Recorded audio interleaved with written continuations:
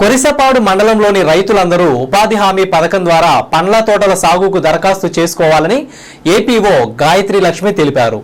పంట పొలాల్లో గుంటలు తీసేందుకు ఉపాధి కూలీలు అందుబాటులో ఉంటారని, వీరికి ఉపాధి హామీ ద్వారా ప్రభుత్వమే నగదు చెల్లిస్తుందని అన్నారు. కావున రైతులందరూ ఈ అవకాశాన్ని వినియోగించుకోవాలని ఏపీఓ గాయత్రి లక్ష్మి మీడియా సమావేశంలో పేర్కొన్నారు. ప్రతి రైతు కూడా దీన్ని సద్వినియోగం చేసుకోండి. అన్ని రకాల పండ్ల తోటలు ఇస్తామండి. ఒక్కొక్క రకం పండ్ల తోటకి 2 సంవత్సరాలు ఫ్రీ ఆఫ్ కాస్ట్, కొన్ని పండ్ల తోటలు 3 సంవత్సరాలు అలాగా ఉన్నాయి. మీరు మన గ్రామ పంచాయతీలో ఉన్న ఫీల్డ్ అసిస్టెంట్తో మాట్లాడినా కానీ, లేదా మన మండల ఆఫీస్లో ఎంపీడీఓ గారితో మాట్లాడినా కానీ, లేదా ఏపీఓగా నాతో మాట్లాడినా కానీ మీకు అన్ని వివరాలు మేము చెప్పగలుగుతాము.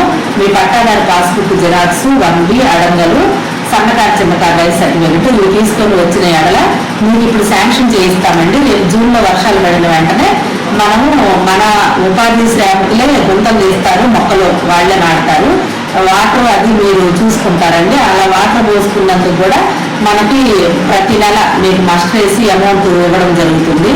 కాబట్టి కొరిసపాడు మండలంలో ఉన్న అన్ని గ్రామ పంచాయతీల యొక్క ప్రజలు దీన్ని ఉపయోగించుకోవాలని, ఉపాధి హామీ పనికి తప్పకుండా రావాలని, అలా రాని ఎడల 3 సంవత్సరాల నుంచి రాని వాళ్ళు ఎవరన్నా ఉంటే వాళ్ళ జాబ్ కార్డులు కూడా రద్దుపరిచే అవకాశం ఉంది. కాబట్టి ఆ అవకాశం ఎవరికి ఇవ్వకుండా ప్రతి జాబ్ కార్డు హోల్డర్ కూడా మన ఉపాధి హామీ పనికి ఖచ్చితంగా రావాలని కోరుతూ ధన్యవాదాలు.